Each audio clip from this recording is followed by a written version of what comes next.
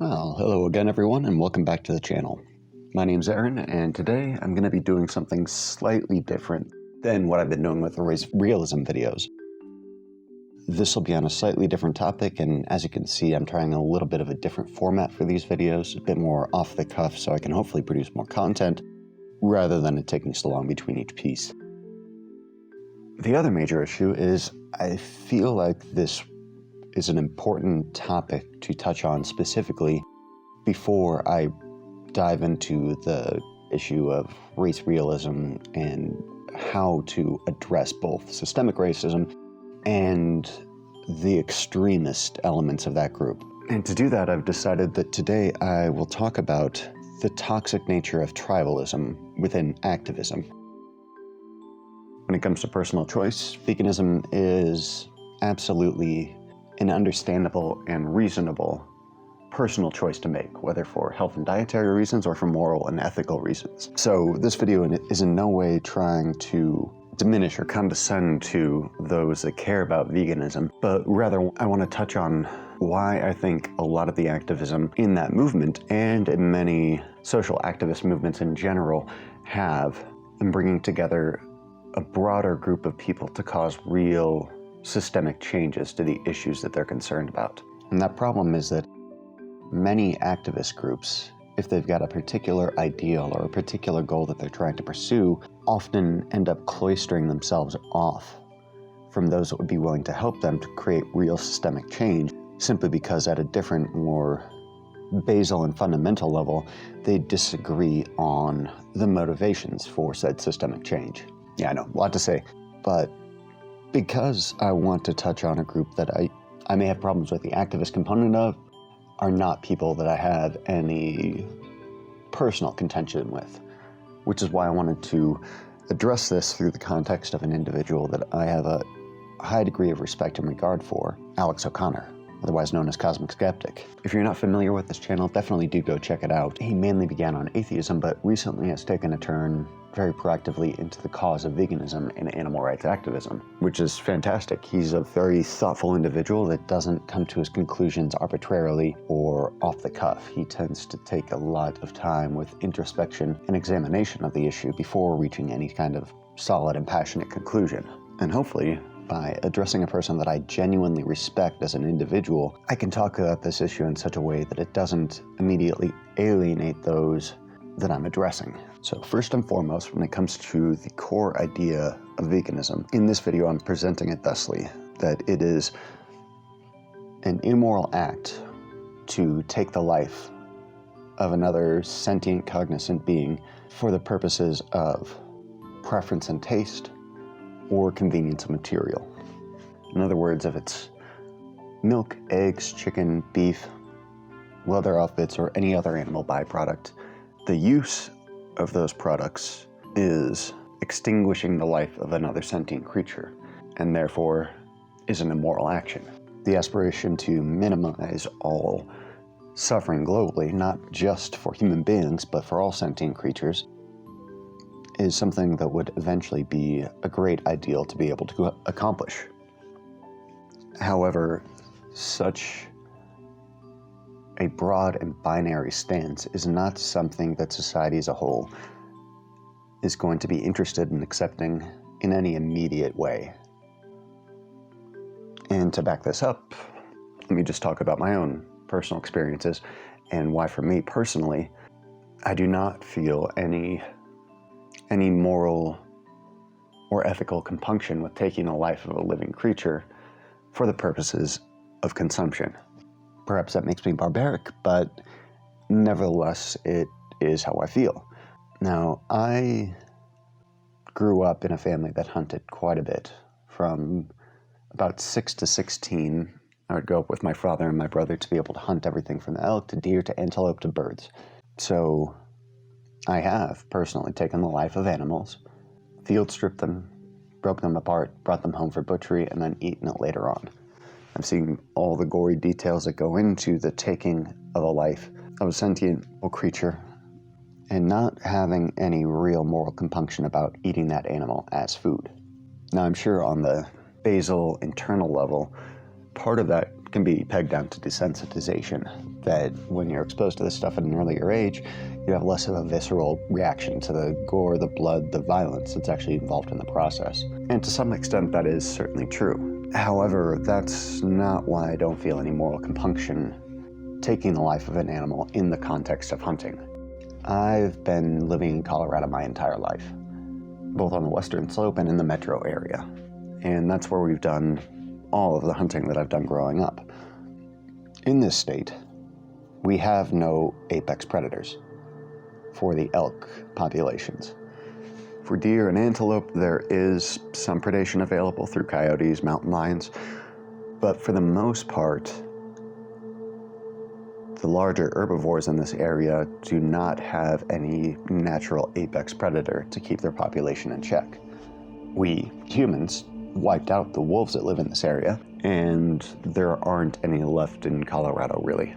So that source of ecological homeostasis is no longer available around this area. And granted, that problem is there because of what we as human beings have done to the ecosystem in this area over the course of the past few hundred years. There's simply no denying that. However, if we were to take ourselves out of the role of predator for these populations, it doesn't save the lives of any animals or minimize any suffering that those animals will go through. The reality is that if their population is not kept in check, they eventually reach a point of critical mass where they overconsume all of the flora in the region that they're surviving in, and their population ends up collapsing. And it's an ugly death. It's starving to death. The animals suffer an enormous amount before they die. And that's not even touching on the damage that it does to other species in the area. It causes outcompeting other fauna in the region. It causes damage to the diversity of flora in the region. And it overall makes the environment more ecologically imbalanced. Now, we are certainly not perfect at that. The numbers that we decide are calculations based on the populations that we see and their anticipated growth rate. So it's not an exact science, but the licensing process as a whole has been an effective way of ensuring that the amount of animals that are hunted and the specific species of animals hunted does not diminish their population to the point where it can cause potential harm to the population as a whole. One might say it's a situation of being damned if you do or damned if you don't. And my point with saying all this is that not all meat is created equal. We all come from a very different context when approaching that. And there are going to be some people that will fundamentally never see the taking of the life of a living creature as being an inherently immoral action. And in many situations, there's an actual, very real need to mitigate the damage that we've already done to ecosystems across the world. Another great example is pythons in Florida. That's not really a meat product. People don't eat pythons very often. But in many places around that state, you can be paid by the Parks and Wildlife Division for bringing in dead pythons because they're such a dangerously invasive species in the region that if they want to preserve the local fauna of that area, then they have to take out this invasive species and keep its population as low as possible because they tend to eat all the native fauna and they don't have any real predators. So although the binary ideal of it being either right or wrong to consume animal flesh can feel compelling to many people, particularly if they don't experience that view on conservationism. And it's completely understandable. A vast majority of people and a vast majority of meat that's consumed doesn't come through hunting. It comes through agriculture. And there are literally billions of animals killed every year, bred, raised, and slaughtered on an annual basis to feed our ever-growing need for what was formerly considered a luxury item, which is beef, poultry, foods along those lines. And as our society grows and populations around the world become more and more economically capable of incorporating more of that into our diet, the bigger the issues with industrial agriculture become. So I'm certainly not saying that there is not a very real issue with animal cruelty and the practices of agriculture in general that shouldn't be addressed. It's absolutely a pressing problem, not only with regards to the suffering of the animals stuck in that system, but also on the global ecological impacts of wiping out entire ecosystems and replacing them with monocultures. The largest source of animal cruelty is obviously industrial, corporate-scale agriculture. And the practices between different companies can vary slightly, but the fact is that for the industries that produce this meat and produce these products, the animal is a commodity. Nothing more, nothing less. Here's some stuff from Tyson, just to indicate how horrible it can be. Tyson Foods actually owns the feed in the feed bins, and we actually own the chickens in the house. However, the properties, the equipment, the labor, everything around the business on the farm is actually owned by the farmer. But think about what that guy actually just said. You own the property and the equipment, we own the chickens. That essentially means you own everything that costs money, and we own everything that makes money. Because typically farmers go into a great deal of debt just to build chicken houses and go into the business. And the moment you sign that contract, the chicken companies have a lot of leverage over you. So all those horrible conditions that chickens are kept in, farmers might not care for those either. Bound by contract, Craig is not even allowed to give them sunshine or fresh air. If you get that natural sunlight, the bird's more active. If they don't want that, they want him sitting down, getting up, taking a drink, a bite to eat, and sitting back down. He gets fat then. Well, I absolutely would do away with solid walls. I would give them back sunlight. Letting sunshine and fresh air in is, number one, the birds love it. And number two, it's better for me. And I think that Alex himself touched on this issue very well in his conversation with Matt Dillahunty recently. The ability to go vegan on a practical level is not available to everybody. And secondly, you don't need to be opposed necessarily. I mean, it's a gray area for me, but you don't need to be opposed to all ways in which animals are killed, just the horrendous forms in which they're killed. Sure. But given that, you live in a city, you live in an area where it's perfectly possible to go vegan, and equally, 99% of all of the animals that end up on the plates of Americans comes from factory farming. Yep. So even with the caveat of saying I'm not necessarily against all forms of animal slaughter, and even with the caveat of saying there are certain people who can't go vegan, well, those don't apply to you. So why bring them up when talking about, like, for instance, why you're not a vegan? Why bring up those considerations when those don't apply to you? Now, that may be true.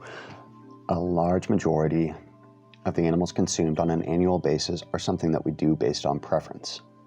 We have a taste for meat that we don't have for other things. And it's something that culturally, socially, and interpersonally has been a part of us since before we even became a species. I mean, habilis, Neanderthalensis, and sapiens are all examples of very effective hunters and predators. Although we don't know the entirety of the situation, there's no denying that our access to such an extensive wealth of nutritional resources through our use of tools and through our ability to hunt is a big part of the reason why we have the brains that we do at this point, that it was able to develop to that scale. So meat consumption and hunting and the use of animals as a part of our day-to-day lives has been here for an extremely long time and has been critical to the development of us as a species. And the reason that I think it's important to think about this is because if it is true, for instance, that it's impossible to go vegan in certain areas of the world or even areas of the country, then perhaps it would make sense to suggest that if people who could go vegan went vegan, that would send shockwaves throughout the country such that eventually the areas which currently now cannot go vegan will be able to in the future. And the only way that's going to happen is if people like ourselves, who are in a position where we can do so, take it upon ourselves to make that change. And here's where I think that Alex misses the mark in terms of how systemic change can actually occur, particularly in the environment that we see ourselves in today. As ideal as that may be for a large culture of people who are able to become vegan. Becoming vegan is kind of the epicenter of shockwaves moving throughout the world that could actually change our fundamental habits. The people that are least likely to change are those that have the most access to whatever options are available to them. That's why we consume 25% of the world's resources in the United States and only have 300 million people here. We have the luxury of choosing what we want to eat. And because of that, there's been a growing market for vegan foods, vegan products. But as I'll be touching on later, you're not going to change the intentions of the nation as a whole, particularly in a society that has access to eat what it wants to eat, unless you can find a replacement for those things that you're taking away. You may still be able to convince some people, or even a decent amount of people, to go vegan, or at least go vegetarian. But systemic change on a nationwide scale doesn't come from that kind of trajectory. The option of going vegan has to become viable economically and socially before such a proactive measure would be taken. And here again, I think Alex articulates it well, how far out this kind of systemic change would be from its end goal. The likelihood of making it illegal to eat meat pretty much anywhere in the modern world is virtually zero. I give it 100 years. And you may not be far off. I've been debating that with the people at the conference here. Thomas says maybe 300-400. Thomas Westbrook says like 300-400 years minimum. Myself and Christina Rad were like, "Are you kidding? It's gonna be." Christina Rad thought decades, and I was like, "I think 100 years sounds about right." But the question is not what's going to happen over the course of the next 400 years to make us not eat meat anymore, but rather what can we do at this point to change the lives of these animals and reduce their overall suffering as we slowly transition away from our excessive use of meat. And this is where I think there's a fundamental ineffective aspiration within the overall outlook of what vegans believe that they're doing to change the world around them. What we are talking about is a situation in which the single biggest thing that you can do to tackle climate change, the single biggest thing you can do to minimize unnecessary suffering without actually having to suffer in a meaningful sense yourself, is as simple as just choosing something else on the menu. See, right there. But that shows a fundamental misunderstanding of supply chain and food waste and how agricultural production works as a whole. You not eating meat at a given restaurant is going to do virtually nothing in terms of the amount of animals that suffer on a daily basis. You and 10,000 of your friends not eating meat is going to make virtually no difference. On the social side of things, it has been having some interesting effects on the dietary options that an individual is able to find where they live. There are vegan restaurants with vegan options. You can go into the grocery store and find vegan foods. Even though they're prepackaged and you don't have to cook them yourself, they're entirely vegan. So they are a group of individuals that are starting to be accommodated. And that's a good thing, but it's not touching on the source of the problem. And let me put it into this context. If you are Tyson Chicken, you couldn't care less about a vegan protesting your practices or boycotting your product. Tyson Chicken, ConAgra, every large-scale agricultural industry doesn't care about the protests of people that aren't their customers. You can think of it like this: 10,000 signatures from vegetarians and vegans to any meat industry trying to ask them to change their policies is going to have very little effect when compared to getting several thousand customers of that company demanding change within the industry. They're their consumers. They're the ones that they're trying to appeal to. And if that consumer base cares enough about the issue to be willing to pay more for the products that they're receiving, and as a result, making the environment that these animals survive in from life to death less barbaric, cruel, and sadistic. And this goes into where I fundamentally find vegan activism in particular to be extremely counterproductive. because, when generally speaking, the primary focus is the morality versus immorality of consuming animals and animal products for personal tastes and preferences. But in doing so and focusing so much on this binary of animals either living or dying, and discussing none of the nuance to how to systemically change something that has been with us as a population for hundreds of thousands of years into something that treats the animals in a way that is not chattel slavery. And that's going to be a long, slow, obdurate process with a myriad of different factors involved and a lot of subtle changes along the way. A useful analogy can be slavery. If you're an abolitionist in the 14th century, you may in fact be right about the immorality of the treatment of slaves or the immorality of the act of enslaving an individual. And there's certainly some moral good and ability in speaking out against that.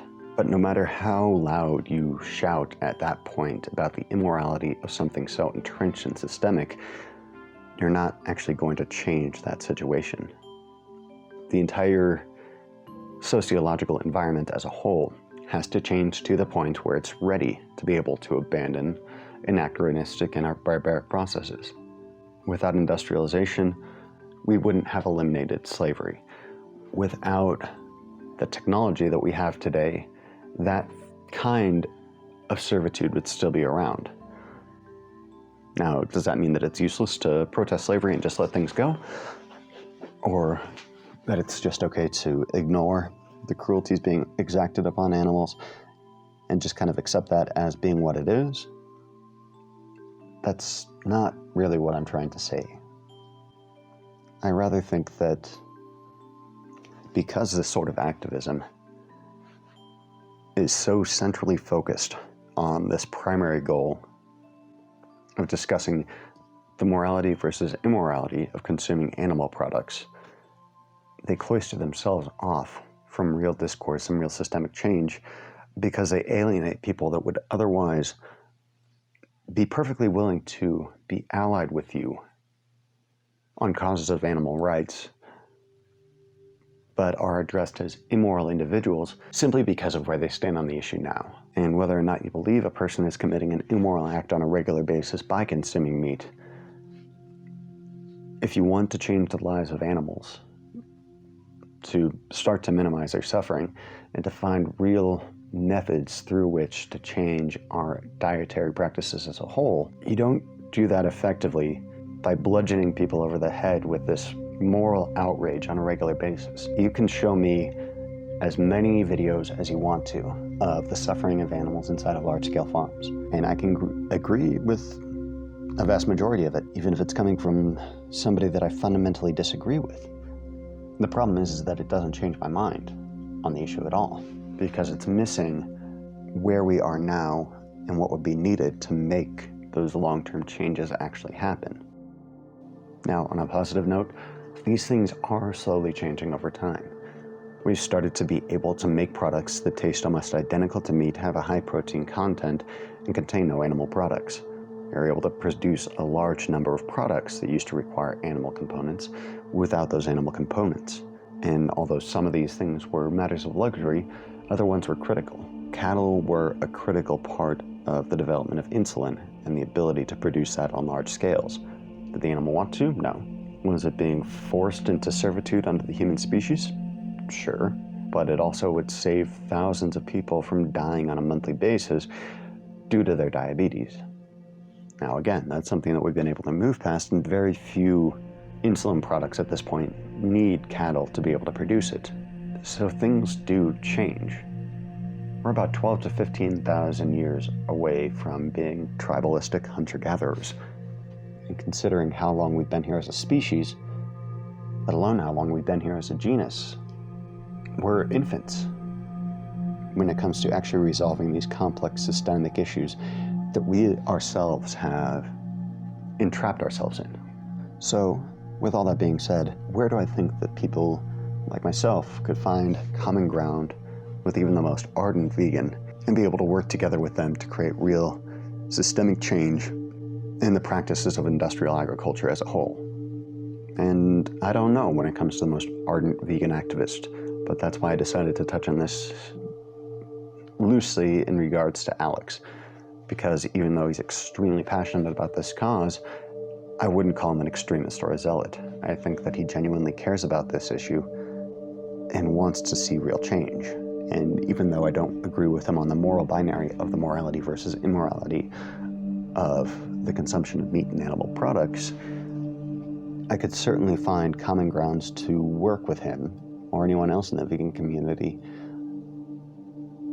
to start to change that system as a whole. So what can we do between total veganism and our current situation?